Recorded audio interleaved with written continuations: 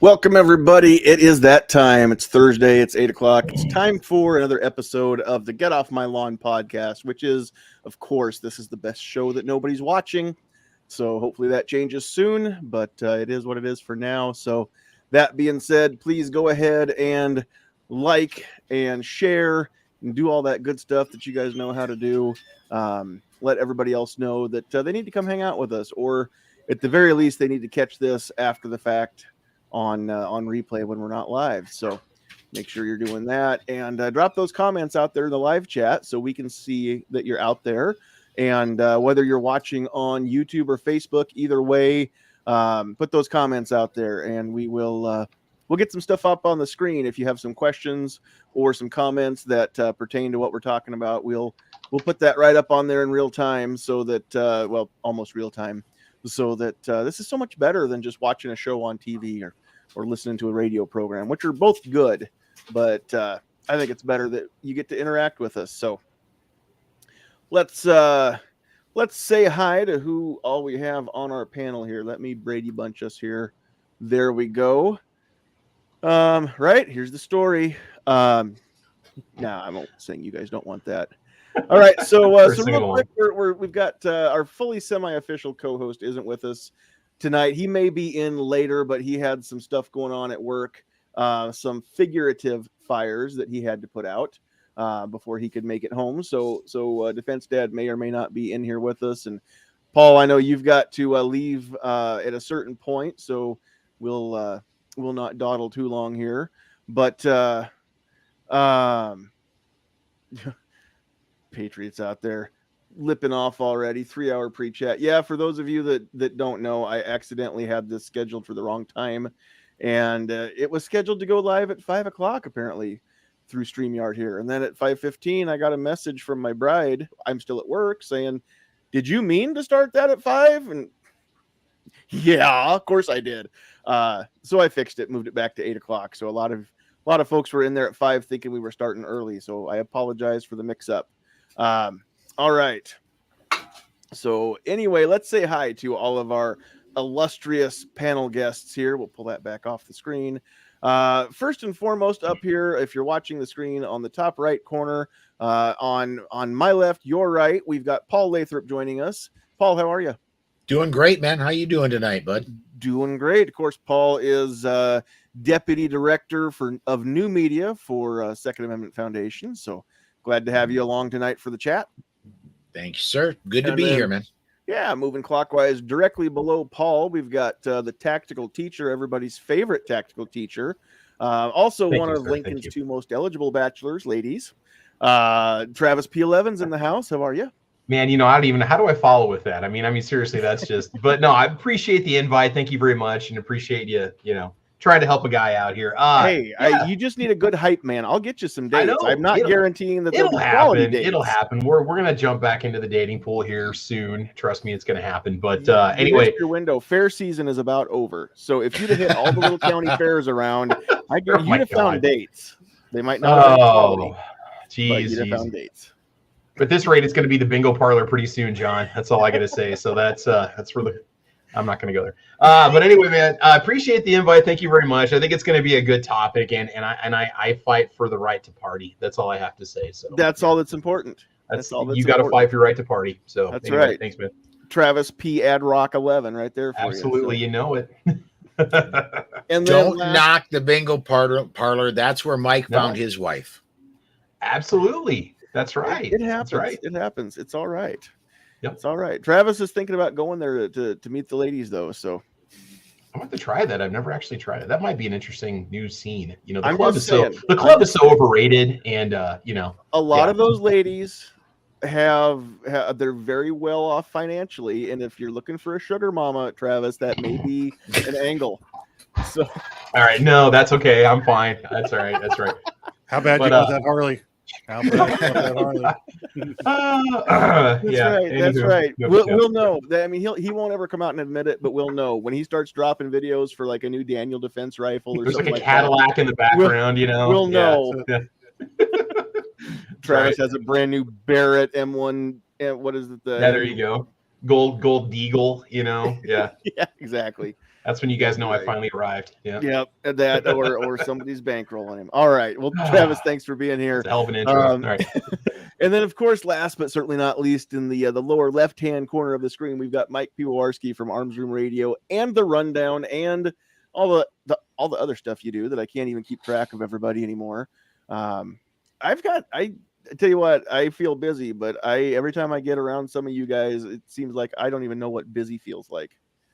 So, well, you have a real job. We don't. So, that's the difference. Maybe that's it. That could be it. Top of the world to everybody. How's everybody doing tonight? Doing great. All right. Real quick here, a couple announcements before we jump into it. As always, we'll just leave the ticker up there. The views and opinions expressed on this podcast belong to the individual expressing them, do not reflect the views of any of our sponsors necessarily. We're not offering any legal or medical advice, although tonight's sponsor, sometimes the owner of that sponsor's views line up very well with my own. So we'll get to that here in a second. Also, we are a proud member of the Self-Defense Radio Network. So make sure you go there and check out all the cool shows that you can catch in podcast form over there at sdrn.us. Just wait until we're over. You want to catch this one first, and then you can catch this one, all the replays and all the cool shows over there as well from all kinds of cool stuff that's out there in the 2A pro freedom, pro gun world. So go check all those out as well. And then, of course, we are brought to you tonight by Sandhills Defense LLC, helping empower people to be their own first responders. We all know, and this is nothing disparaging towards law enforcement, but when seconds count, the police are minutes away. And sometimes we say that a little tongue in cheek, but it's the truth. Average response time is not seconds, it's in minutes. However, in 60 seconds, 120 seconds, a lot of damage can be done. And so it's best if you just take responsibility for your own personal safety and well-being, learn how to avoid bad situations. And if you can't avoid them, you can't escape them, then it behooves you to know how to fight your way out of them. So we help people learn the skills necessary to do that. And of course, that is my company. So thanks to me for sponsoring tonight's show. And now back to me. So those of you that watch the Reuben Report with Dave Rubin, you've heard that before. And now back to me. Cool guy. If you haven't checked out the Reuben Report, go check it out. It's RUBIN. And Dave's actually off grid. He every year he takes the month of August off. And he doesn't, other than maybe some emails or watching a movie, he doesn't do social media. He doesn't do news. He doesn't do anything. He's not going to be aware of anything that happens all month until September 1st when he catches up. So it's a cool idea. I can't really do it, but it's a cool idea. So it's kind of what I do with the show in November. We just take the month off and then come back later. So, all right. So I think we've got all of the cool administrative things out of the way. Sandhill Sweetheart is not in the room with me right now. She's got her own thing. She's not getting into another one of those Ponzi scheme home business things, but one of her friends is having the online party, and she's checking out it's one of the cleaning products things. She's not going to sell it, but she might be interested in a few products. She's checking those out. When that's over, she may or may not come in here with us in her chair, or she might just hang out there in the living room, but she'll be in the chat when that's done. So you'll see her out there at that point. So anyway, let's just kind of have a little bit of a discussion. I just want to talk about fighting for our rights. We all do it. And that's, if you're not a stranger to this podcast, and if it's your first time, welcome. If it's not your first time, then you're aware that's what we talk about a lot, sometimes ad nauseum, about, fighting for our rights and how do we do it and what can we do and all that kind of stuff. But sometimes I think it's nice to go back to basics. I know that there are new gun owners out there.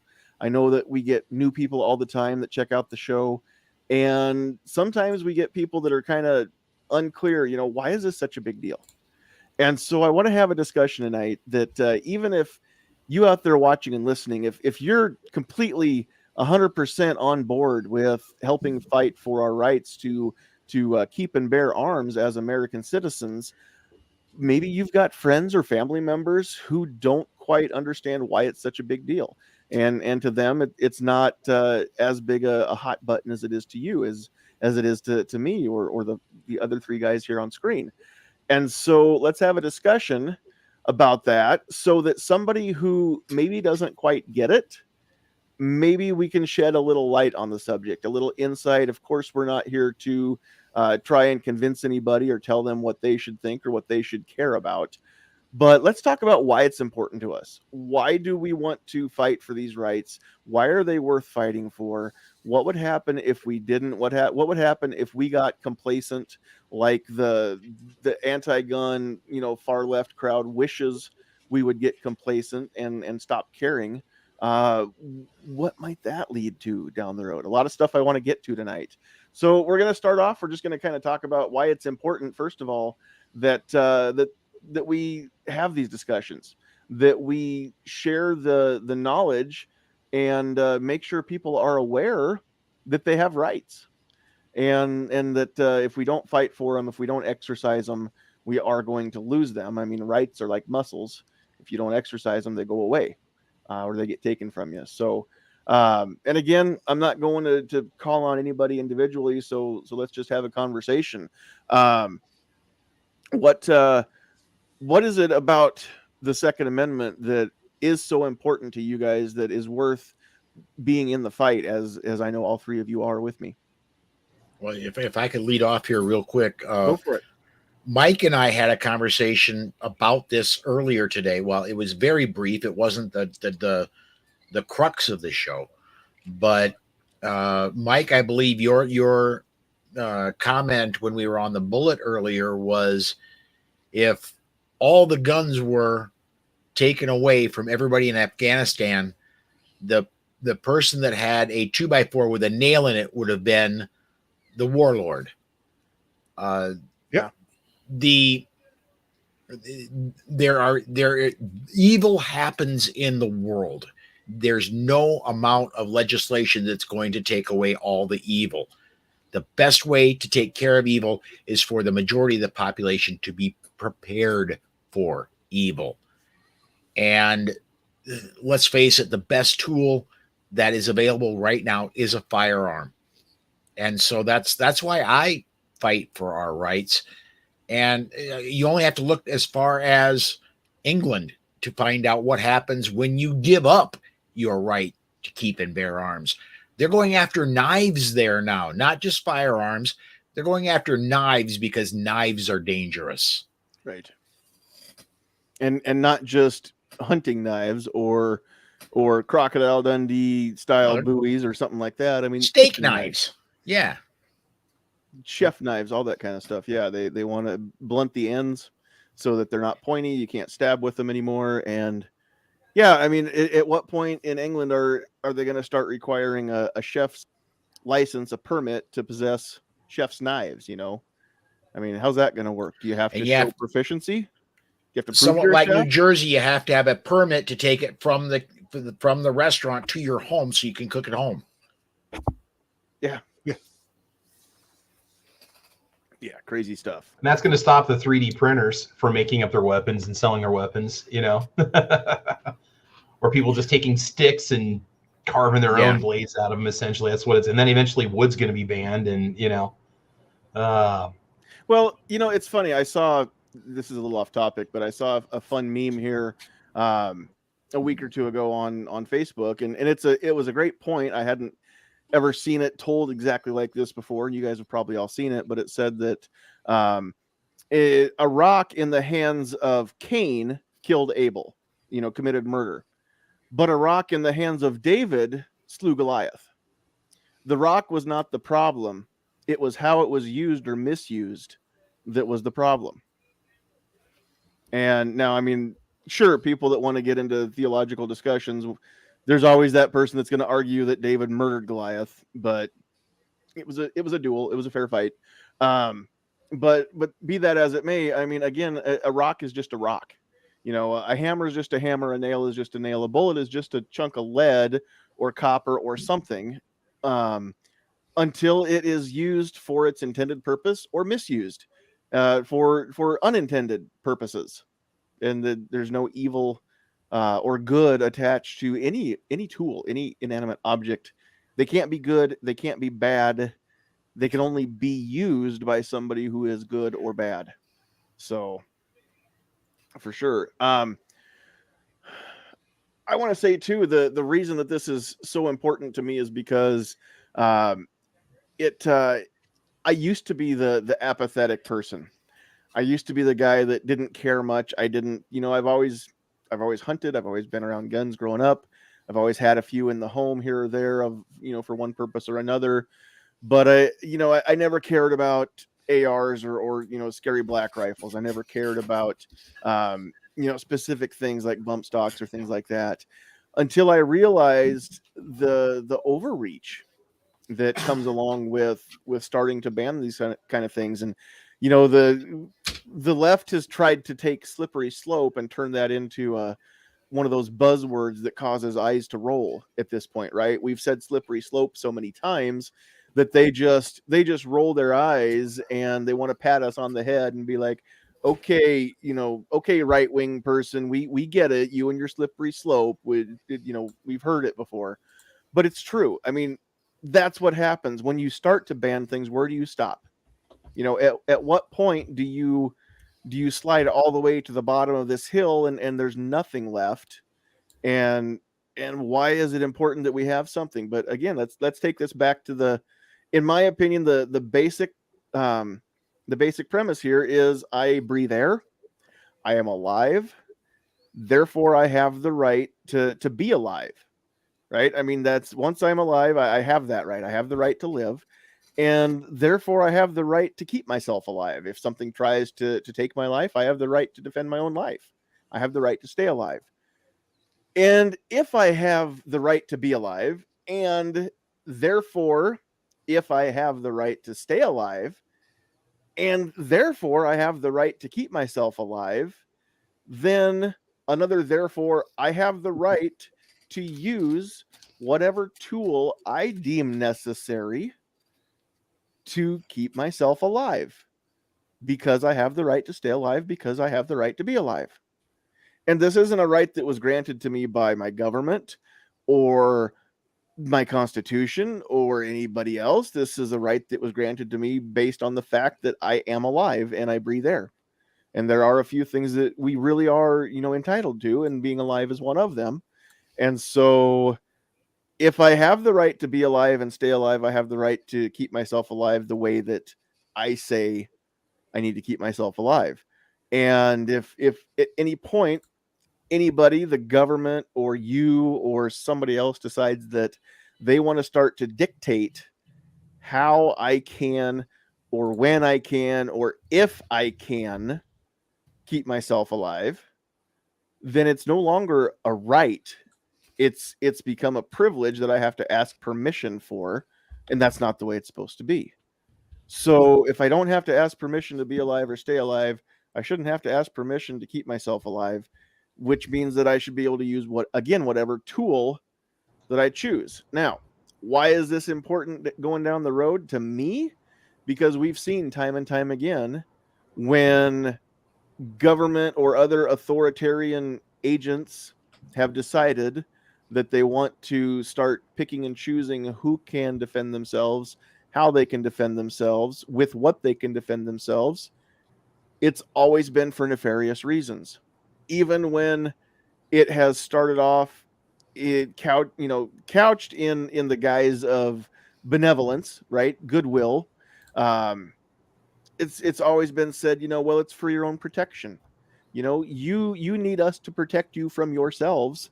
You need us to step in and make your decisions because you guys don't know how to do it. You're not smart enough to make your own choices. So you're welcome that you're lucky we're here to make these choices for you.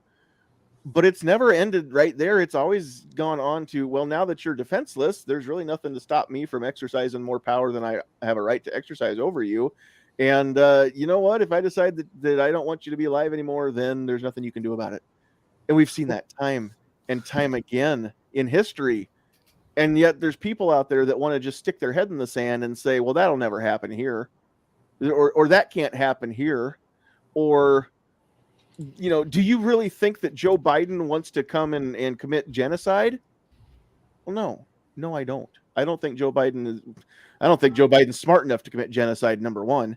I don't think that he has any nefarious plans like that. I think Joe Biden honestly believes that that there would be a utopian society if we could just get all the guns out of the streets and out of the homes and out of the hands of everybody. And yeah, he may be right if that were possible. We all know it's not possible, and we all need to live in the real world, not some sort of fantasy land. The problem is not with Joe Biden, but it's who comes next. Who's going to replace Joe Biden? We don't know yet. We know who we'd like to see, or some of us have some ideas of who we'd like to see, but we don't know what's coming next. And if we're disarmed, what keeps the next person from being completely evil and tyrannical? What keeps the next person from being Adolf Hitler? Not us. What keeps Putin on his side of the Baltic? Well, yeah, somewhat. Well, it's called deterrence, right? And we've had it in this country for since post World War II. But it's rights are the issue, right? And that's what we're talking about is rights. And that line is, at least for me, when we're talking about rights, it's the line that defines tyranny or between being a free citizen and being a slave. Rights are those things standing between that.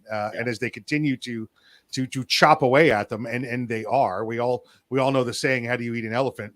One bite at a time. And that's what they've been doing with gun rights since 1934, right? They've been slowly taking them away from us. And right. Further back, 1865, if you happen to be a African American, they've been taking them away from them. It's where we stand. It's that last right. I believe the same thing, that the majority of America is, fat, dumb, and happy, apathetic, sitting at home. Either they don't have a gun, or I like to think of my grandparents, living in New York City, watching a change from a conservative place to a liberal place. I had a couple of firearms in there pre 4473, so pre 1986, and my grandfather saying, "They're mine. I fought a war with these guns, and they can have them when I'm dead. Other than that, he voted every 4 years or 2 years or whatever the election was." And that was it. Most people don't care because he had the two things that he wanted. It could protect his family and his home. Didn't see the need to go out and get different kinds of assault weapons, right? Because what he had technically was their definition of assault weapon, because he used it in the war. And they don't care. I think a lot of people just sit at home and, I get my paycheck every Friday, every couple of years, the tax amount changes. I continue to live my life. They don't care. They don't get into it. We'd be the radicals as far as they're concerned. We're the ones that have educated ourselves on the issues and go back and forth. You did make a comment about Biden not wanting, or I think you think that he thinks if we get rid of all the guns, it'll be utopia. I don't think so. I think he's a hypocrite like the rest of them. He wants all of our guns gone. He wants my guns gone, your guns gone. He wants to sit up top as the emperor. And have his own guns protecting him, knowing he could do whatever he wants to with us. He doesn't have to pass an $88 billion bill, getting 87,000 more IRS agents. He'll just order it, and it'll happen. And none of us give him way more credit than I do. Well, him and the people that are puppeting him. How about that? Yeah, that's just it. Joe Biden himself, I don't think ever honestly had his sights set on the throne. Of course, always had his sights set on the throne for 48 years as a senator. He's a figurehead as it is. But I mean, his wife has had her sights on the throne for the last 50 years. What I think, and of course, I'm not that old, so I mean, Biden's been in office. Paul, he's taking shots at you. Wow, Biden's been in office longer than I've been breathing air. As the young kid on the panel tonight, I can claim that. No, but honestly, I think that he has thought this whole time. That if we could get the guns out of the hands of the people, then the king can do whatever he wants from the throne. I don't think Biden ever actually seriously entertained that he would be the actual king or have the power, as it were. But I think Biden's always had his sights set on the royal advisor, or one of the guys that's sitting there on the steps between the throne and the common people, down on the floor. I think Biden's always had his eyes set on one of those steps.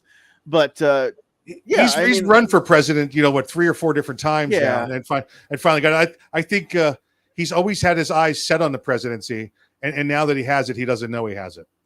Well, and I think that's a lot of the case too. I think he's definitely cognitively slipped a lot since even when he sat in the vice president's office. Yes, but he's cognitively slipped since Tuesday.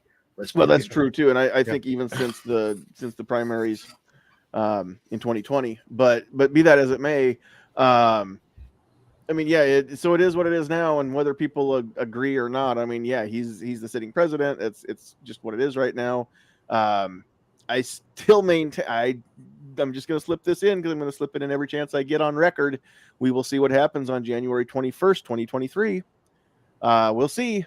You guys mark my words. They're going to try and keep him in there until then. They're already paving the road to get him out of there because the news media has turned on him, and that's the first step.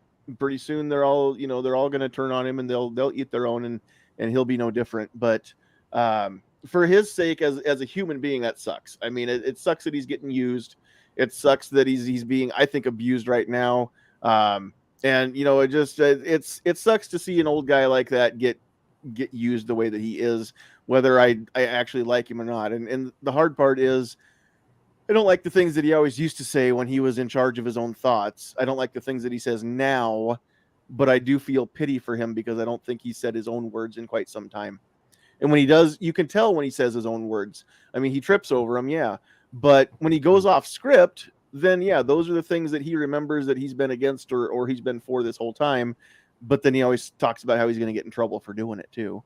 So I've never understood how the most powerful man on the planet can say that he'll get in trouble for saying something. I mean, he is the most powerful human being on the planet, or ideally. We know he's not, but I mean, ideally, the person in the Oval Office is the most powerful human on the planet. I will never, ever, ever criticize somebody for stumbling over words. My job is to use my voice and my words to communicate, and I stumble over my words. Part of that's because of my stroke, but I'm still not going to criticize somebody for stumbling over words. However, the words that do come out are just wrong and increasingly lies. Yeah. Well, and that's just it. The talking points, and it's not just him, it's everybody from the top down, the whole administration, and everybody on the far end, far left end of the spectrum. Their talking points, they're subscribing to the old adage that if you say the lie enough, it becomes true. and that's what happens. They keep trying to pitch this as truth. And again, what was it that you said, Mike, that the average American is fat, dumb, and happy, or something like that? Yep. Fat, dumb, and happy. The fat, dumb, happy people don't know any better. Along with apathy comes a lot of ignorance too. And I know that may smart just a little bit. I may be stepping on some toes out there, people listening. I'm not sorry. It's the truth. There's way too many ignorant and way too many apathetic people out there. And they don't know any better, and they don't care. So for those of you if you're not aware, the difference between ignorance and apathy, I don't know and I don't care. A lot of it's blue pill versus red pill too, right? I don't want to know. I don't. You know what? As long as the paychecks keep coming, I don't care if the price goes up 20-30% or goes down 10-20%. I don't want to deal with that. I just want to go do my job and get my paycheck. All of a sudden, gas is over $4 a gallon. And the shelves in the grocery store aren't full anymore, and what is there costs twice as much as it used to. Now everybody's starting to feel a pinch, and there's again way too many people standing there. They don't know if they should scratch their watch or wind up their backside because they're just confused. How could this happen? How did we get here? And then they turn to the media and they turn to the mainstream media, and the mainstream media tells them why it was Trump's fault. It's Trump's fault, or it's Putin's fault. It's this Ukrainian thing that's going on. Yep. And that's why gas is so high and why you don't have any money, even though it's been happening for the last year and a half steadily. And pay no attention to the man behind the curtain. Just listen to what we tell you and go ahead and take another blue pill. So just talking about rights and stuff, and the argument I hear a lot from people, especially with handgun ownership as well. In the UK you can't have this, in Australia you can't have that, and for the longest time I always thought, well, I would tell people, in those countries you don't have a right to your life, you don't have a right to defend yourself. You do, but then when you look at the specifics of their laws and rights, it's supposed to be a proportional amount of force that you can use to defend yourself, but you're not allowed to use any kind of legal or illegal weapon. So it's like, what are you supposed to do if somebody's coming at you with a knife or a pipe or a bat? Where's your force multiplier? It was just a few weeks back now that Trudeau said in Canada, you do not have the right to defend your life with a firearm. Yeah. Now notice I didn't say Canada. Well, yeah, I mean, even in Australia, and you can't, no pepper spray, no legal or illegal. Well, I mean, nothing. You can't use. So, I mean, that's one point right there, is you don't have the force. My grandma doesn't have the force multiplier she needs if somebody kicks the door in or tries, whatever, breaking into their home. It's not there. It is now, because we've been fighting for our rights, Another one I just want to throw out there real quick. Here's some places and dates, and we've heard this a million times. Here's why you fight for your 2A rights. Let's see. We've got Ottoman Empire 1911, Soviet Union 1929, Germany 1938, China 1935, Cambodia 1956, our own Native American population. So you want to sit there and say that, oh, you'll be fine if you don't have this gun or that gun. What about those 250, 260 million people that were murdered? What do you think their opinions are, and their families and what happened to them? So that's what happens when you lose your rights. And it just blows my mind that people don't look at history from that and realize what happens when you're forced to turn in your guns, Oh yeah. Patriot out there's got a really good question. What's more important, fighting the government or waking up the citizens to teach them their rights? And I'm curious why we would have to choose. And let me answer that question with the question. What do you think would happen if more citizens, if every citizen woke up and understood their rights? Because who is the government made up of? The people, right? Government of the people, by the people, and for the people. So the government is still the people. We, the people, make up the government. And of course, the government derives its not according to Joe Biden, right? Remember his speech? Yeah, exactly.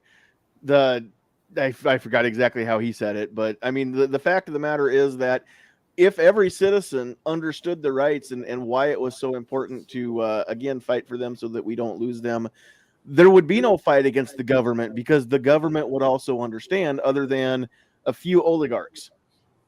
And so if we could get right now we call them bureaucrats.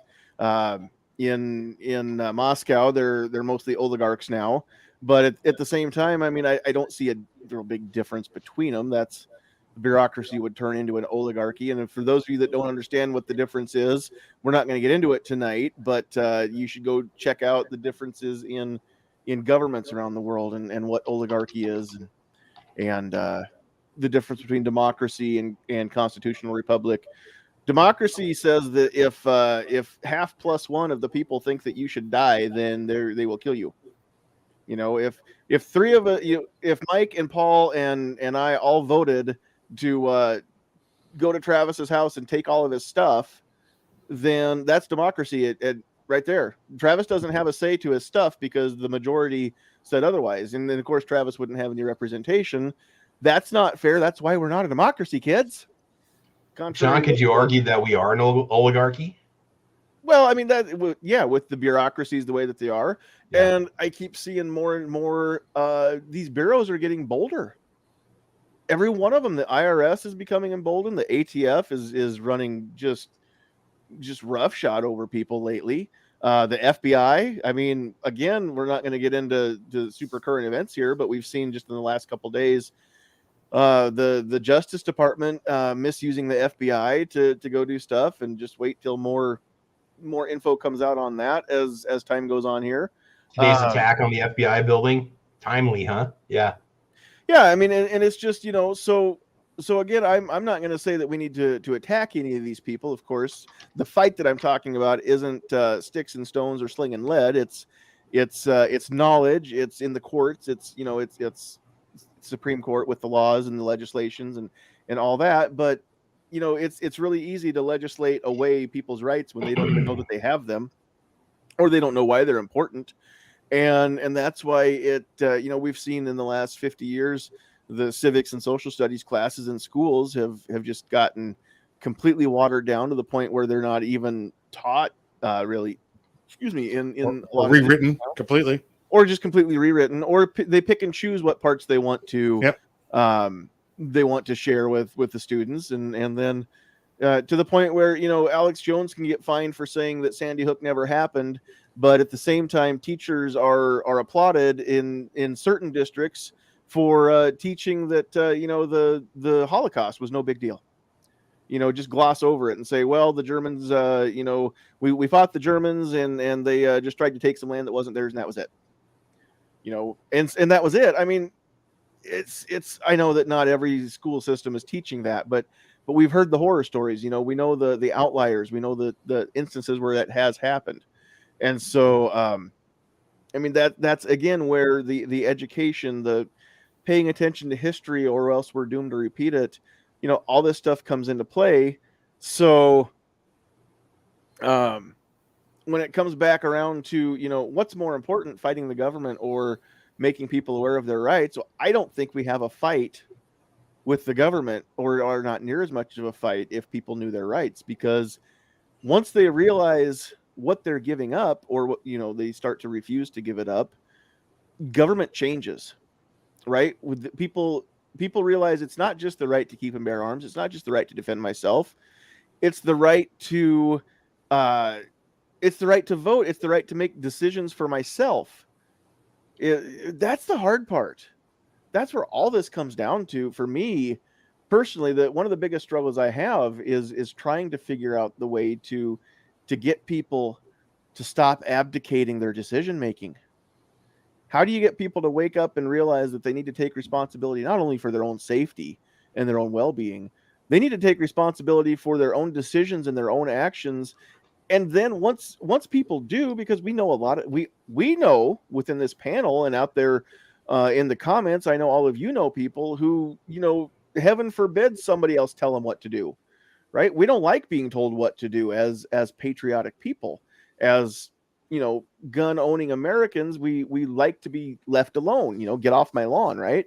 But at the same time, we're not the general masses. We're not the normal right now. We are the outliers, right? And so just to get people to stop letting others make their decisions for them, and realize that you're getting treated like you're stupid, and the more you let others make your decisions, the more contempt they're going to have for you, and they're going to start making contemptuous decisions for you, to the point where they start saying, well, you don't need that, or you should justify to me why I should let you have that, right? And it's not just guns, it's going to be internal combustion engines. It's going to be, why should you keep all of your money in your bank account when Billy across the street doesn't have as much as you have? You've got three pairs of shoes, and he's got one pair of shoes. Why don't you give up one of your pairs of shoes so that you both have two pairs of shoes? Yeah, am I being extreme? Not really. Have you been around socialism ever, people? I mean, a lot of Americans want that very thing, not understanding that means that they should give up half of what's in their bank account and share that with everybody else. They look at everybody else's stuff and say, well, I should have a slice of their pie. They don't ever look at the homeless guy down the road and say, well, I should give him a slice of my pie. They're specifically looking at Elon Musk. They're looking at brain isn't working right now. Founder of Microsoft, Bill Gates. Yeah, they're looking at the super rich, and they're thinking, I should have a piece of that. I haven't. It's been a long time since I heard anybody talk about Bill Gates' money and how they should have a slice of his. Only Elon Musk, because they can't control him and he doesn't agree with them. So usually the talks are just about Elon Musk and how anybody that can spend $40 billion on Twitter clearly has enough money, and we should have some of his. And socialism is the concept of jealousy and wanting something that just because I just want it. I don't want to have to work for it. I just want to have it. And the people that subscribe to that theory don't understand that somebody's going to have to work for it, and it's not always going to be somebody else, right? I guess, I don't know, now that I think about it, a lot of people expect somebody else to do the work for them now. I mean, they expect us to do the work for them to preserve their rights. People think, well, I sent $10 to Second Amendment Foundation, so I did my part. I don't have to fight for my rights because Alan Gottlieb's fighting for my rights. I don't have, I sent, I gave $50 to FPC. So, they'll fight for my rights. I don't have to do anything. I don't have to talk to anybody. I can go right along and just do my thing now. And I've done my part, and they don't understand that we're all in this together. And yes, it's great to help fund the organizations that are doing the heavy lifting. And again, that's because it's not any one single person that has to do all that lifting when you go to those big organizations. But just think about how important it is for each one of us to do our work too. Yeah, only one of us. I can't do much all by myself. I'm just one little raindrop. But if you put enough little raindrops in one spot and they all work together over the course of time, you carve the Grand Canyon. So, I mean, it's really important to not lose track of the fact that, again, if we would all work together, great things can be accomplished. Or one little raindrop is nothing, but when you're part of a tsunami, a huge tidal wave of activism or awakening or whatever. I mean, look at when people keep saying there's going to be a red wave come November. I'm not seeing a huge red wave. I hope that's true, but I don't think it's going to be as big as some people think it's going to be because of the apathy. Do you remember the elections of 1994? I was not paying attention then. I didn't care. I was. Is that Clinton? Got it. That was Clinton's first he was midterm. He was elected in 92. 92. Okay. I couldn't remember the year. Yeah, I was in high school, so I mean, I was just starting high school then. We're looking at another 1994 here this year. Well, one could hope, and Yeah. I'm not saying that I don't want this to happen, because I do, but I'm jaded. My hope is tempered by the apathy that I see when we can't get people to call senators. We can't get people to call Congress critters. We can't get people to turn out for a local city council meeting or a county commissioner meeting, let alone try and shape the people that actually get sent over to Washington to make laws, or to their respective state capitals to make laws. I mean, but you know what? There's exceptions to that. There's things like the DC Project. And again, I'm being self-serving here. Sure. My wife is a part of the DC Project. DC Project does every year go to DC and meets with senators and representatives, and not just the ones that are on our side. I agree. And they do great things. And when they have lobby day in Richmond, every year, all that kind of stuff is awesome to see. Don't get me wrong. I'm letting a little bit, well, it's not really letting the cat out of the bag, because we talked about it on the NFOA channel here a couple weeks back with Senator Brewer. But, this next session in Lincoln, when it's time for people to come testify, we're going to be putting calls out to get that building full of people again. And I'm letting people know now to start planning on it. It's going to be early in the session, hopefully. Brewer's planning on getting that bill introduced the first day of the session when it starts up in I think it's December. So, John, I want to speak on that, and then can you put up G-Web's comment for me? The IMO, people who have worked on effective teams. That really is true. Just the work I've done and that I've seen. When you've got an effective leader that's organized, that has a plan, it's a lot easier to get on board versus saying, okay, who's going to do this? Who's going to run the project? And having Brewer get that leadership and get that energy going early, I think people are going to latch on to it. I have lamented that, not that fact. He's very right. But I have lamented in the past, several times here, just on this show alone, of how, again, the other side is so quick to organize because they have established leaders, but they also have established doers.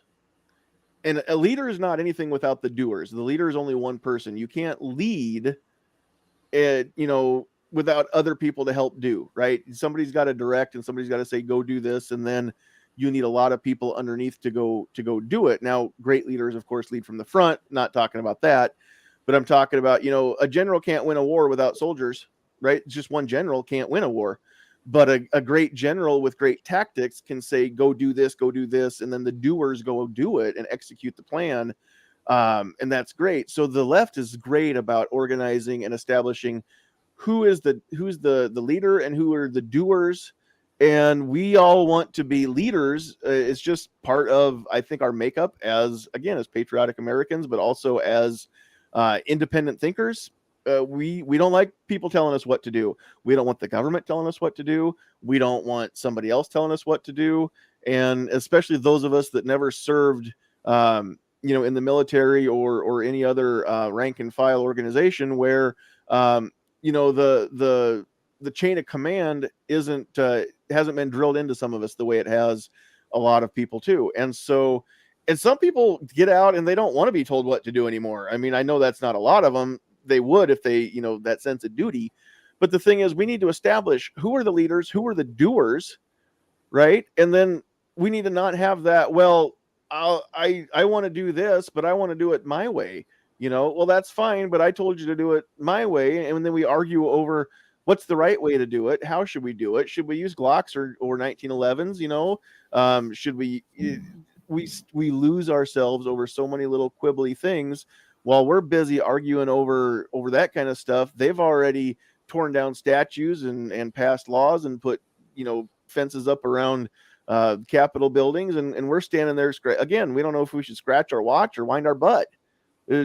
We haven't gotten any traction because we all want people to do things our way. And so does everybody else. Whereas they're all willing to do things somebody's way as long as it gets done. And they're way better than we are at following orders and giving up our sense of, well, I've got great ideas. Cool. Why don't you tell them as you're doing these things? We don't do that. We want to do things the way that we want to do things. And G-Webs doesn't want 9mm telling him what to do. So we got Patriot telling us to go out there and procreate. Good God, man. Children are expensive these days. Man, I know you've got the enjoyment of grandkids, Patriot, and maybe you don't have the expense of actual children anymore, but I don't know if you've checked it lately, but it's expensive to bring kids into this world, man. No. But hey, Blitz makes a good point. Yeah. A serious question out there too. Do you gauge your accomplishment by counting the number of people who do not show up, or do you value those who do? We don't need to win everyone over to our side to get things done. No, that's true. I only speak for myself and the organizations in which I've worked. And anybody out there that's watching this channel, when I talk about NFOA stuff, I'm talking as me, not as an NFOA board member, not anything to do with the organization, just as me, myself, and I. So when I have complaints, they're mine. And sometimes I share them with the board and sometimes I don't. And sometimes I'm just whining. I get it. Okay, so I gauge, I think, my lack of success sometimes by the fact that I have never catalyzed people in my state or my area to get off their butts and have a show of force. Whether that's a show of force on the phones to the Capitol switchboard, whether that's a show of force of actually coming to Lincoln and being present in the hallways or in the gallery of the Senate chamber, whatever that is. And again, I don't always want to sound like a negative Nancy here. DC Project is amazing, and I love what those ladies do. And we've had several of them over the years as guests here on the show, and I'm good friends with several of the representatives. But go down the street, go downtown to whatever town you live in, and ask 10 people if they've heard of the DC Project, and tell me if 1 out of those 10 has heard of the DC Project. I mean, they're doing great things for what they're doing. And every now and then, if somebody turns on C-SPAN, they'll see, they'll see Diana or somebody on TV in teal testifying at a, committee hearing or something. But that's it. I mean, people, yeah, they're doing great things, but they still don't have a super loud voice. It's only the people in our circles that know who they are. So it's one of those things where, again, if I could just get people off their butts to start paying attention and to know that there's people out here doing this stuff, I think that we could have some sweeping changes across the country. But that would mean they'd have to do something. They'd have to get off the couch, or they'd have to create some waves, some ripples in their pond. And a lot of people don't want to create ripples, and it's hard to do. And other times people think that they make it harder than it really is. Well, I don't know how to go out and create change. Just go make a phone call, send an email. You can do it from the couch. I mean, you don't have to go be at a rally. You don't have to go to the Capitol. You don't have to go meet with your congressperson. It's cool if you want to, and we need the people that do, but we need more people just to call the Congress people and say, hey, I live here. I'm a voter in your district or in your state, whatever is the case, and you represent me. I expect you to represent me. Here's how I would like you to represent me. And that's all it takes. And if they had enough people saying that, the good ones will listen, and the bad ones vote them out if they don't want to listen to you. But again, we have to have the hard conversations at the coffee shop. We have to not just complain about things and let it go and say, well, somebody ought to fix this. The only person that can fix it is the person that you see when you look in the mirror. I can only, I can complain all I want about people, but I'm only responsible for my actions, right? And so I've got to make sure that I'm doing it right. That's hard to do, and a lot of people don't want to do it. I get it. Okay, we've gone a long ways away from rights, but I think we've had a great conversation about what we've been talking about. However, let's go back a little bit until let's go back and talk more about the rights. And we've talked a little bit about what would happen if we didn't fight for our rights. We've been talking about ways that we can fight, or the fight a little bit. But again, before we switch gears here, we were talking earlier about reasons why it is important to us to fight for our rights. Do any of you three, do you have anything else you want to say just personally about reasons why you fight, or why it's important to you, before we move on a little bit here? I want to just make a Blitz's comment, not want to take the responsibility and the possible consequences of said responsibility. It's like, how far do you want to take you putting yourself out there, and what could be the possible consequences of it? You think about what you do for work. If you're out there on the front lines, you're popping up in the newspaper, you're at the rallies, you're speaking, but you've got an employer that doesn't like that, or your fellow employees feel threatened by it in that environment, are they going to boot you out? I think that scares a lot of people, is how far do I want to get myself out there with the possibility of consequences? And I think that scares a lot of people from wanting to go out there. They're worried about the FBI because they bought a gas and flag, or, it's just, I don't know. Yeah. I think people get kind of paranoid, and just, they don't want to really get themselves out there too much. Well, we see what happens though. I mean, all of a sudden, anybody who has a Gadsden flag or a Betsy Ross flag, or talks about the revolution, or has a Punisher symbol, not because they have anything to do with Chris Kyle or Come and Take It or anything like that, just because they're a Marvel comic book fan. The Punisher skull's been around way longer than I think a lot of people realize. That character was around way back. And so, yeah, now people have, again, that's a symbol that sometimes people use it at rallies and things like that to represent, again, that we're gun owners and leave us alone and whatnot. But at the same time, now all of a sudden we've got a list of all these things that might label us as right-wing extremists. Just because I've been a comic book guy and I thought the Punisher was cool before the Punisher was cool, right? Or the logo was, because I've got a friend who's got it tattooed on him, and has had the sticker in the back window of his pickup as long as I've known him, way longer than people were using it as, again, in the pro gun community as such. just because he liked the character so much. So now all of a sudden, the fact that he's got that tattoo means that he's a right-wing extremist, and he's not. I can tell you that much. I mean, he's not a left-wing either, but he's not an extremist in any sense, unless he likes some pretty extreme music. But at the same time, I mean, so we say all that, but at the same time,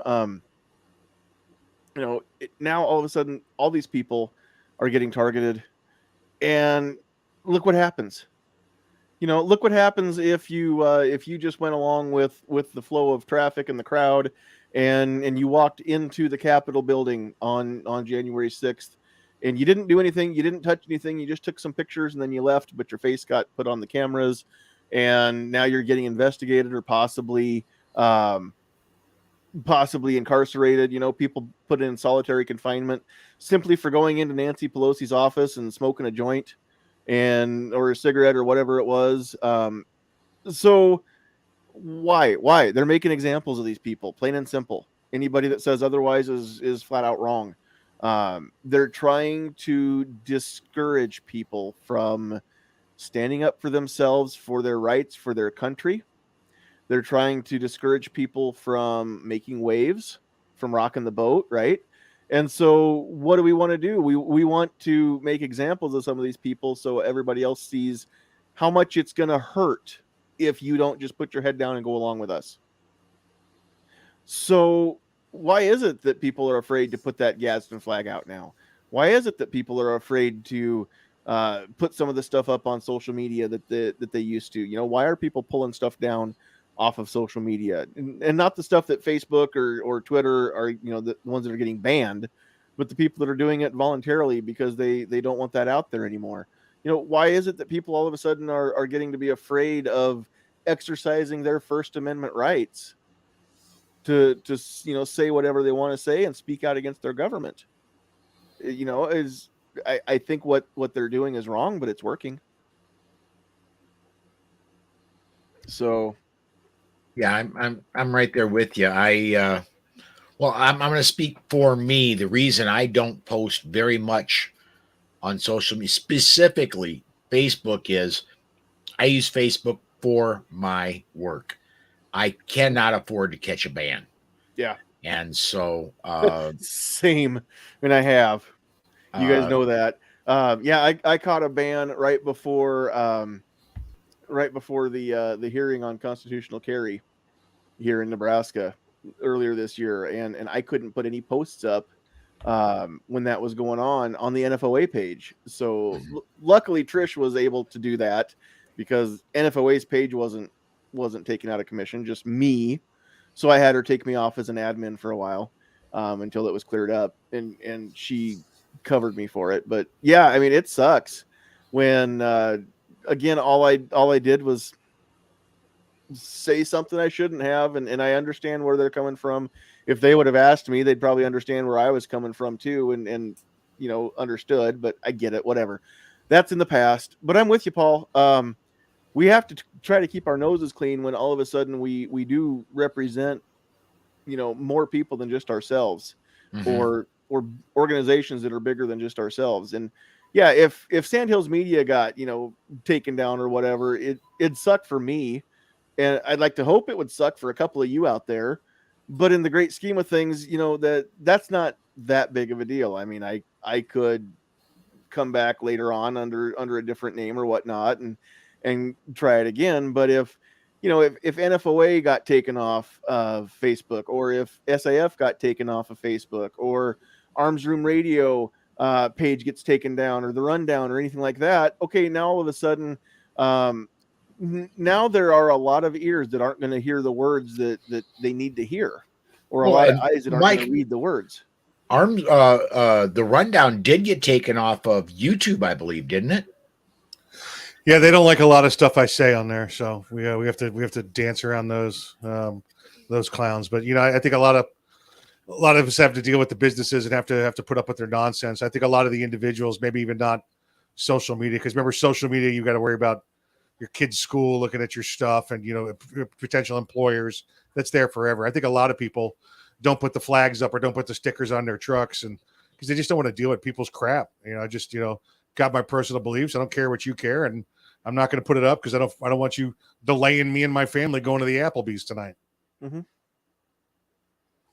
Well, and it's funny. There's so many shows out there that have gone behind a paywall, and they're not available on YouTube anymore. You have to go to their specific website and subscribe. Even some of the shows that I watch that are on YouTube.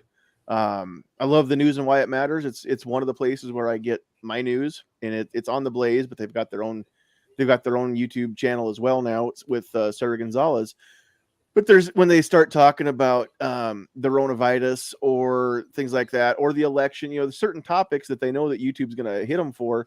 They'll cut that out because it's not live. It's produced and then premiered, but it's not shown live. They'll cut that out and put it behind a paywall and say, if you subscribe to Blaze or whatever, then you can see the whole show. But if you just want the free stuff on YouTube, we can't talk about this stuff on YouTube. And so you don't get to hear what they say. And they have some specials and stuff that, Glenn Beck does that, yeah, they're behind a paywall. Is it because Glenn Beck needs more money? No, it's because they can't run the risk of getting completely kicked off of these social media sites because, again, we use these. We have to dance the dance a little bit, and It sucks. None of us want to dance the dance. We don't want to, but we do have to because I don't have enough of you out there that are willing to pay a subscription to watch this show. If I do, let me know who you are, and we'll make arrangements, and I'll say whatever I want to say.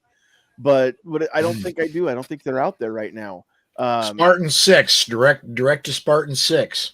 There you go. Cool. Yeah. By the way, he's got a $250,000 check coming to me. I'm going to kick Mike off my show. Spartan 6 is going to take his place as soon as that check clears. Nice. But I mean, yeah, that's just it. Is why do we do this kind of stuff? Well, I do it here because you all know where to find me here, whether it's YouTube or Facebook. I've got, let's see, right now, it looks like 14 people watching, 1 Facebook, 3 YouTube, or 13 YouTube, 1 on Facebook. So, yeah, all 14 of you know where to find me right now. If you had to pay a fee to listen to this show, I don't think a lot of you would. And if anybody wants to pay me to do this, and I'm sure willing to take it. But I get it. I mean, that I do this on these free sites so that you don't have to pay to watch or to listen. If you're catching this on the podcast version on whatever podcast platform you're using right now, and if it's Spotify, you can still watch the video if you want to. It's just not live. But again, I don't pay extra to put those up there. That's free for me. It's free for you, right? But that's why we have sponsors, so that you don't have to, I don't have to be behind a paywall. But yeah, there are things that I can't say. There are things that I can't do. I'm looking within reach. I've got 2 firearms that I can't touch on a live YouTube video right now, because if I did, YouTube would not only kill this feed, but I may or may not have a channel tomorrow.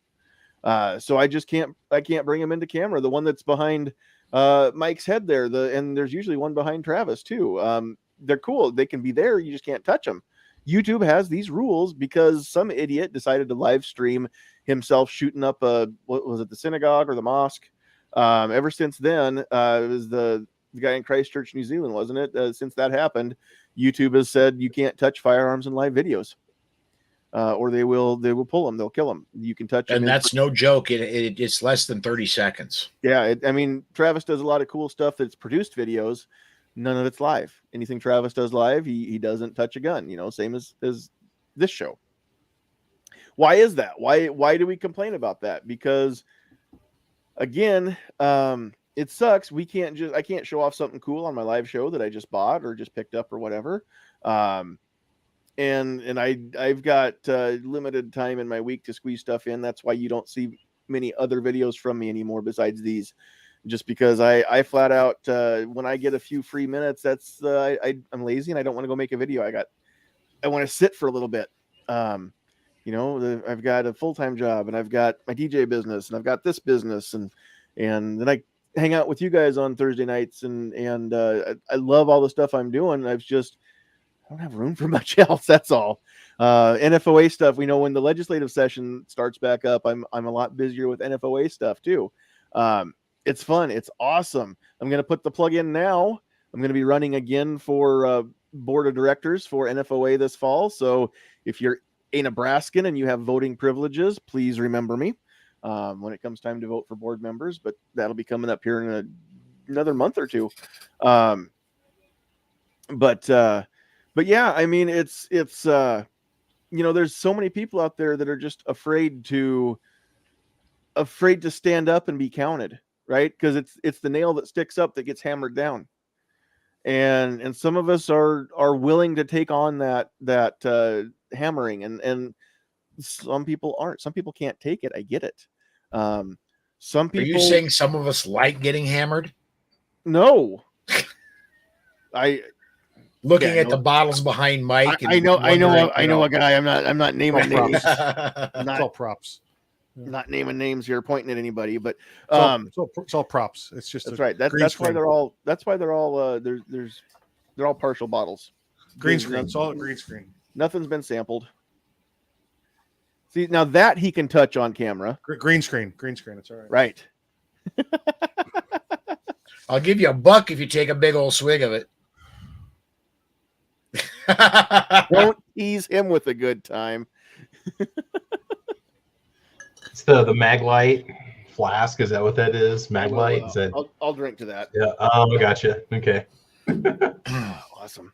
Yeah. All right. Cheers. So we've kind of gone off topic, a little bit off the rails, as we want to do on most nights here, most Thursdays. Is there anything that I'm leaving out as far as where the country could go if we don't fight for our rights? I mean, is there any stone left unturned yet that we need to get back to?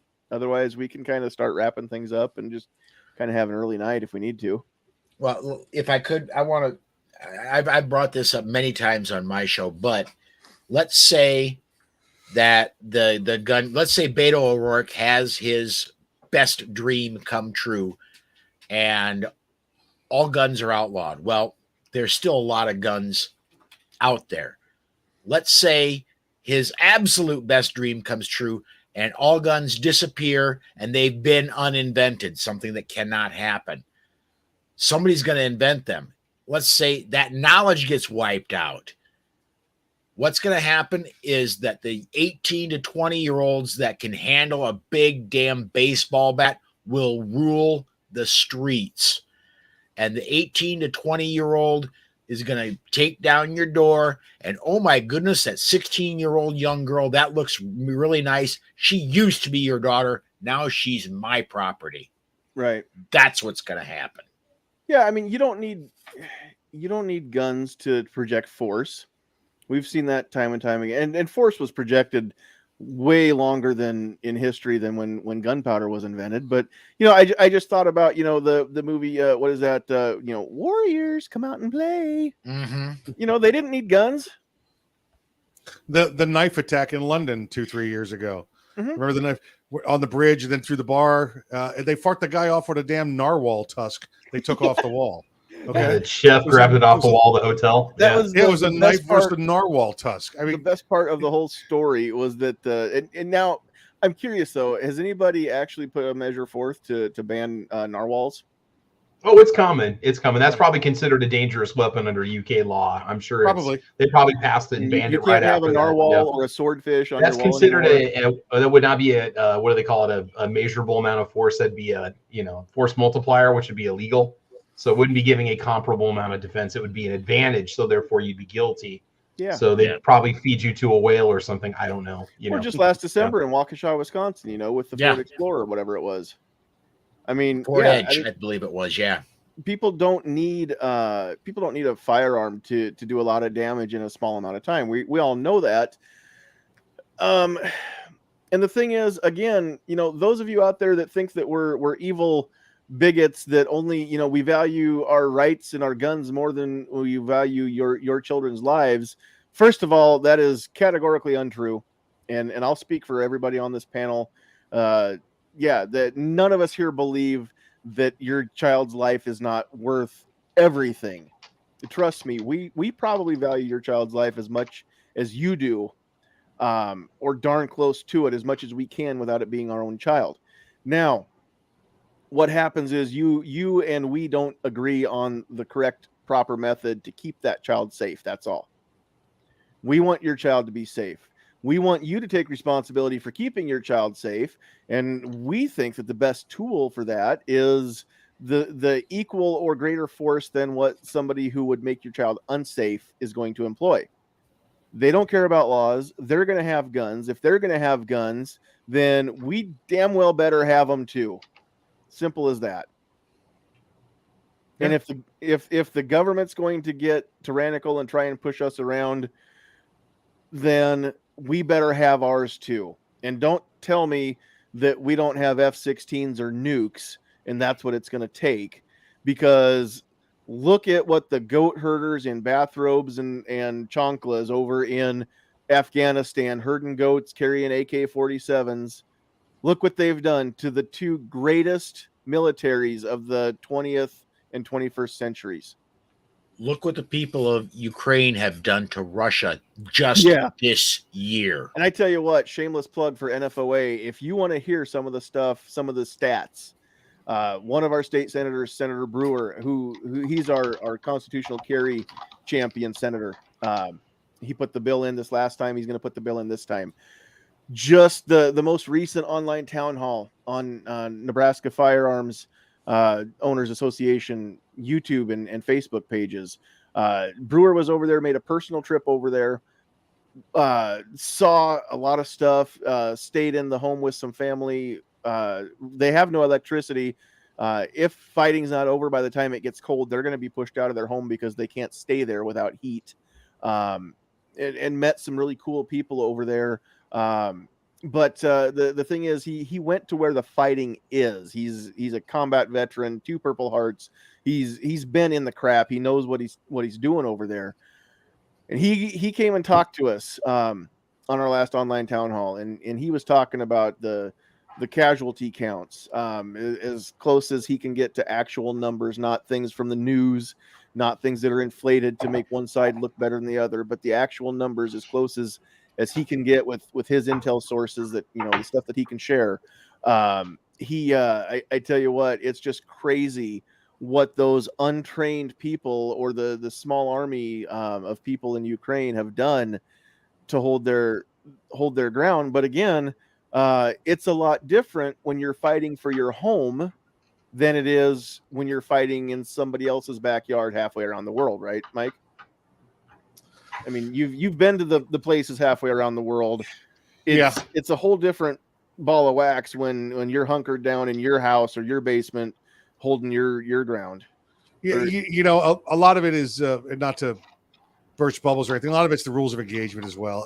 Oh, sure. Listen, you know, I think I wasn't there, but I saw you know, video footage and talked to firsthand accounts of what you know, guys with bows and arrows did to helicopters in Vietnam. You know, they defeated the world's strongest army. But, you know, then again, our ROE has been different in Vietnam, Afghanistan, Iraq than it was in World War II. In World War II, we started at one line and bombed everybody and killed everyone. It was total war. It was the only way. It was the method of warfare our country decided to do, and we killed millions of civilians, probably between hundreds of thousands of civilians in Japan and in Germany. But that's how we won. We justified that by saving millions of American lives rather than doing that. So it's a matter of how you do it. But I'll tell you firsthand account in Afghanistan. It's the enemy were some of the most skilled and cunning fighters around, as opposed to the Afghan army, which were the laziest bunch of turds I've ever seen in my life. But still, I mean, it's the fact is that if we let ourselves get disarmed, we don't have a chance. Exactly right. Yeah. If we keep ourselves armed, then we too have a chance. We can make sure that again, this stays a place that nobody in their right mind wants to invade. Whether the Japanese general really said it or not, I know that remains a subject of you know, some every debate. every military source that I've ever studied and seen is true. That's only recently with this revisionist history crap that you see that stuff kind of disappearing. I'd Okay. say 100% that it was said. That it was said. So either way, yeah, you don't want to invade the American mainland because there really would be a rifle behind every blade of grass. Yeah. And it's the truth. It's why we are the country that everybody's afraid of for now. I mean, we do have an administration that's making us the butt of many jokes around the globe. I'm aware. They're also the butt of many jokes here within our own country. We still have the right to make jokes at the expense of our our president, boob in chief of the military and stuff. I mean, you can't do that in any other country without fear of being incarcerated or worse, kids. You just can't. So many rights that people take for granted, I think, here. You can complain all you want about Biden or Trump or whoever, and that's it. You get that right. As an American, you have that right. This is the best country on the planet, bar none, hands down. If it wasn't, people would not be illegally entering our country left and right every chance they got, every place they can. Okay, I don't see a mass exodus into Saudi Arabia right now. I don't see a mass exodus into Venezuela with their great socialist government right now. It's not happening. That's not a big deal right now. There's not a ton of people. I don't see a ton of Americans fleeing the U.S. and seeking refuge in China because it's such a, I know Nancy says that they're the freest country right now, and they're a great, place of freedom. But I honestly don't see any Americans believing that and saying, yeah, I'd much rather give up what I have to go, become part of the Chinese population instead. It just doesn't happen. So I see busloads of illegals leaving Texas and going to New York and Washington, D.C. I think that's a great thing. Funny, isn't it? How Mayor Adams doesn't like that. So, yeah. Sorry about your luck. Yes, it's fine. What's funny is, if I'm not mistaken, New York's a sanctuary city. And they tout themselves as some of the greatest social resources out there. Yeah. So it's a good on the governor. Load them buses up and send them there. It's a place where illegal immigrants should thrive. They're wanted. They're invited until they're not. Until they actually get sent there, and then all of a sudden, well, we didn't mean that you guys should actually come here. We just want it to look good on the news. Right. So, exactly. So yeah, I mean that's what it comes down to, kids. I mean, let's kind of sum this up here. Hold on to your rights, because if you don't hold on to them, if you're not willing to fight for them, somebody is willing to take them away. If you're willing to give them up, then you have no recourse when all of a sudden somebody does something to you that you don't like. So that's what it comes down to. Is if you how do I say this the right way? If you are incapable of great violence, you cannot be peaceful. You are harmless. Don't be harmless. Be peaceful. Be nice until it's time not to be nice. All right. So we've mixed a lot of metaphors and movie quotes in there for you. Anybody gold star? We're gonna need a bigger boat. Those all out and attribute them to the right sources. But anyway, we're gonna wrap this up. Give everybody a chance to say any closing thoughts, and of course, you guys get time for your shameless plugs. So, Paul, I know you're the one that has to run earliest, so we'll let you start off here with any closing thoughts, shameless plugs. Where can people find you? All that good stuff.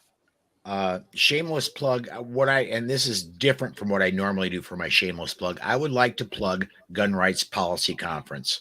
Do it. It's coming up the end of September, September 30th, October 1 and 2 in Dallas. If you can get there, get there. It is an amazing experience. Anybody who's anybody is usually at Gun Rights Policy Conference. They're usually speaking at Gun Rights Policy Conference. Mike does almost every year. I have been asked to speak there, but people like Alan Gura, who argued the the Heller case in front of the Supreme Court. He speaks there quite often. I actually, the very first time I went to Gun Rights Policy Conference, I got to meet and speak with him. Cool. Very, very big into Dr. John Lott's there almost every year and speaks. And you'll get an opportunity if you go to speak with these kind of people. If you can get there, please do get there. If you cannot, it will be broadcast. I'm the guy that gets to do that. But please go to saf.org/GRPC. If you can get there the end of September, beginning of October, do that. It's a life-changing conference. It's awesome. If you get there, you're going to want to keep going back. Very cool. G-Web's just put a comment up. I'm going to copy and paste that over onto the Facebook sides as well. I pinned it in the YouTube side. So let me get this pasted here real quick. So it's on Facebook sides too. All right, cool. But yes, there's all the info right there on the screen. If you're watching, if you're catching this on the replay and you are over there on one of the sites that you can't see us on screen, you're just listening on audio only, find us on YouTube or Facebook or Spotify, and you can see this stuff on the screen too. But yes, saf.org/GRPC for the info. September 30th through October 2nd, like Paul just said, in Dallas. And I know I've whined before, I can't make it this year. We're going to do everything that we can to be there next year, Paul. And if that offer still stands on helping you out, I am down. Yes, totally down. As long as I can make it, I'm gonna accept the offer now. If I haven't already told you, then yes, I accept that offer to help out with the broadcast side or the sound side or whatever you need. You want an MC? I'll introduce people. I don't care. I'm down with it. But do I have to wear a tie if I do that? I don't want to wear a tie. I'll wear a tie if I have to. You do have to wear a shirt though. Okay, I'm out. on Saturday. Not on Sunday. On Saturday you do, yeah. Okay, yeah, okay, I get it now. I'm good. They trust me. Nobody wants to see this without a shirt on. I think we're pretty safe here. So yeah, I would love to get there next year, and this year we've got a prior engagement, one of those other jobs that I have, other businesses. People are expecting us to be there to do sound for their wedding dance, so can't let them down. I keep telling you, man, they can get married anytime. Just have them move the dates. I can't, and I can't figure out how to get them to break off the engagement. So just leave them a mixtape with the chicken dance; they'll be fine. Good enough. Man, just have the bride call me. That's all. I'll take care of it. Totally different tact, but she doesn't know what she's getting into anyway. Oh my goodness! This went way south, way quick. Let's okay, enough of that. We'll get you there, John. We'll get you there. I'll take one for the team. I'll take one for the team this time, right? Up as a sponsor, so people. John, you can be my wingman any day. All right, Paul. Thank you very much. And real quick, where can people find you on the other stuff that you want to do on your podcast and whatnot? Monday through Friday, 5 p.m. Central Time. You can catch me at Polite Society Podcast on either YouTube or Facebook when I do the Bullet. Saturday at noon Central Time is the weekend edition of the Bullet, where it's a week in review. Monday through Friday is the news of the day. Saturday is the week in review. We take a full hour on Saturday. It's a lot more relaxed. We cut up a little bit more on Saturdays. Monday through Friday is just, we got to get through the news of the day, and sometimes we have fun, sometimes we don't. It's a much busier show. On Sunday, I am the video producer for Eye on the Target Radio. That is 4 p.m. Central Time, same place, Polite Society Podcast, YouTube, and Facebook channels. And then, like I said, look for the SAF Facebook and YouTube channels for GRPC. Very cool. All right. Thank you very much for joining us tonight, Paul, and hanging out. And thanks for representing NFOA, even though you're not in Nebraska, with the hat there. Really cool. I've got one like that too. We don't have a store. NFOA can't sell stuff for profit, so we don't have a place that you can just go order one of those. But anybody that needs one, we'll try to find one and hook you up. I think I can put my hands on maybe one hat. So if anybody really needs one, and you can send us an email and convince me that you're the one that should get it, then I could maybe help you out there. Maybe we should have a giveaway or something. We'll figure something out. All right, Paul, thanks for joining us tonight. Travis, we'll move over to you, and shameless plugs, closing thoughts, all that normal stuff. Just You know the closing drill. thoughts. Again, if you want your children and their children to have a right to defend themselves, then you need to make sure that you be adamant that we maintain that right. So don't give up. Otherwise, shameless plugs, just Google search Travis P11 and you can find all my social media connections, and check out my channel. Got a little podcast that we do. We'll be doing that Saturday morning at 8 a.m. Central Time. I'll keep doing the Saturday show. I'm going to cut back on the Thursday shows for a while with school starting back up and stuff. I need the evenings. But yeah, we got a show lined up for Saturday morning at 8 a.m. It should be a fun one. So hopefully see everybody there. Central Time, of course, the greatest time zone in the world. So the only in time the middle that really matters. Central time zone, Central. So it's the middle. That's why you have to specify which time zone it is, right? Well, because we keep getting overshadowed by East Coast and Pacific and all those people. The then you big got one that matters. Okay. Colorado people next door. Yeah. Yep. That's right. All right, Travis, thank you for being here. Mike, No problem, you know the drill too. So closing thoughts, and where can people find the stuff that you're doing? Yeah, let's see, the rundown.us. I believe that's how you get to watch the rundown. It's weekly 5 p.m. With my host Craig DeLuz. And let's see what else we do here. The Arms Room Radio. Arms Room Radio, 8 years strong. Saturdays, 3 to 5 p.m. Eastern time. Go to the radio or go to armsroomradio.com. You can see where we are. Like 50 stations around the country, I think, at last count. Or just listen to us live on the old interwebs. Cool. Awesome stuff. All right, fellas, thank you very much for joining me tonight and hanging out. Those of you out there in the chat, thank you very much for the comments and the questions. Patriot, I did see your comment out there. I totally resemble that comment about your email. I just ran across that again earlier this afternoon and thought, oh crap, I need to go back through and actually get back to you. And Lord willing, before the end of the year, I'll have that done. So if you really want results, get a hold of Sandhill's sweetheart, and she'll make sure that I stay on track. Otherwise, your email, I hate to admit this, but it may get lost in the shuffle, and then it might take me a while to get back to you. So, all right. On behalf of Sandhill's sweetheart out there in the chat, she's not here in the room, but she is out there talking to everybody on the chat side. On behalf of Mike and Travis and Paul, and of course our sponsor out there tonight to bring us on multiple platforms, Sandhills Defense LLC. Check us out, sandhillsdefense.com. We've got this weekend actually concealed carry class here in Norfolk, Nebraska, Saturday this weekend, and I've got another one scheduled October 8th. That's a Saturday. The shooting qualification live fire happens on Sunday this weekend and October 9th. So if you're in Northeast Nebraska, you want to get your CHP, it's not too late. We've got some seats open on both classes yet. So get over there to Sandhills Defense, click on the button for classes we offer. You'll find concealed handgun permit. You go there, you'll find the right days, sign up for the one you want.